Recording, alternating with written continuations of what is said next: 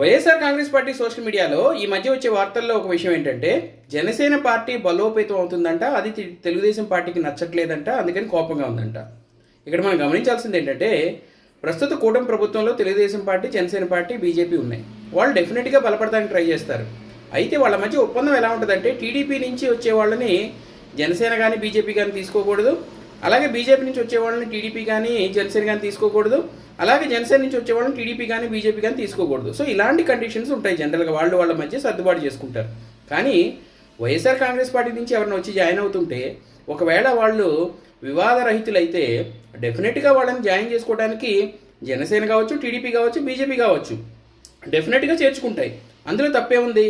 అయితే ఇక్కడ ప్రాబ్లం ఏంటంటే వైఎస్ఆర్ కాంగ్రెస్ పార్టీ సోషల్ మీడియాకి జనసేన బలోపేతం అవుతుందని టీడీపీకి కోపమని కాదు.